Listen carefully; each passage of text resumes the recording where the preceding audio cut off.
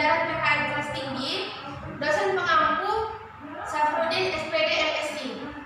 Baik, di sini saya Nila Fridenasta sebagai moderator, dan sebelah saya Dia Kumalasari sebagai penyaji pertama, dan saya Nora Yanti sebagai penyaji kedua.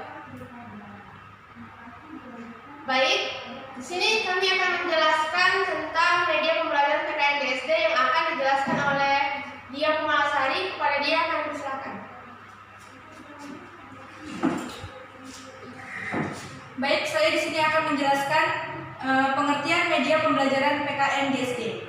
Media adalah segala sesuatu yang dapat digunakan untuk membawa informasi berupa materi ajar dari pengajar kepada peserta didik sehingga dapat merangsang pikiran, perasaan, perhatian, dan minat serta perhatian siswa sedemikian rupa sehingga proses belajar berjalan lancar. Berdasarkan definisi tersebut, media pembelajaran memiliki manfaat yang besar dalam memudahkan siswa mempelajari materi pembelajaran.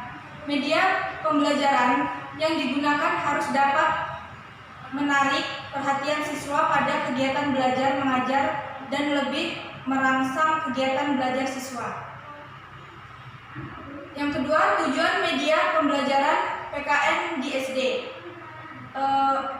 Ada beberapa poin. Yang pertama, memberikan kemudahan kepada peserta didik untuk lebih memahami konsep, prinsip, dan keterampilan tertentu dengan menggunakan media yang paling tepat. Yang kedua, memberikan pengalaman belajar yang berbeda dan bervariasi sehingga lebih merangsang minat dan motivasi peserta didik untuk belajar. Yang ketiga, menumbuhkan sikap dan keterampilan tertentu dalam teknologi karena peserta didik tertarik untuk menggunakan atau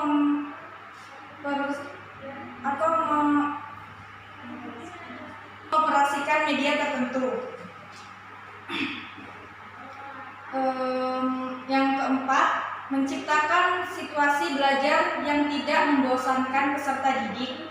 Yang kelima, memperjelas informasi dan pesan pembelajaran. Yang keenam, meningkatkan kualitas belajar mengajar.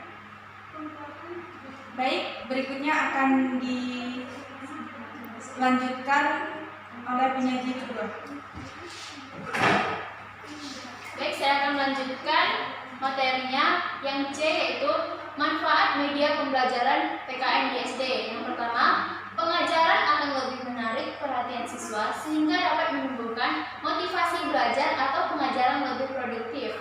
Yang kedua, bahan pengajarannya akan lebih jelas maknanya sehingga dapat lebih dipahami oleh para siswa dan memungkinkan siswa menguasai tujuan pembelajaran dengan lebih baik. Nah, yang ketiga, pengajaran akan lebih bersifat langsung karena metode yang digunakan akan lebih bervariasi. Yang keempat, siswa lebih banyak melakukan belajar sebab tidak hanya mendengarkan uraian guru, tetapi juga aktivitas lain seperti mengamati, melakukan, mendemonstrasikan, dan lain-lain.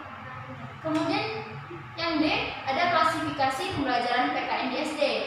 Yang pertama yaitu ada media auditif, media yang hanya mengandalkan suara saja seperti radio, kaset recorder. Media ini dibuat supaya peserta didik tidak mudah bosan dalam pembelajaran.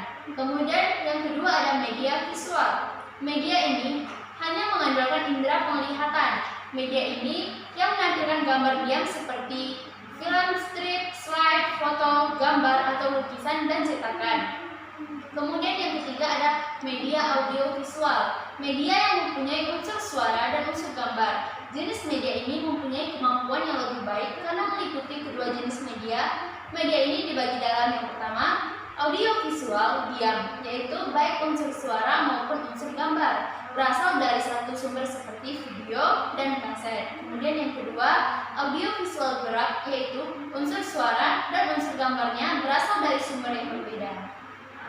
Baik, itulah tadi materi dari kelompok kami. Saya kembalikan kepada moderator.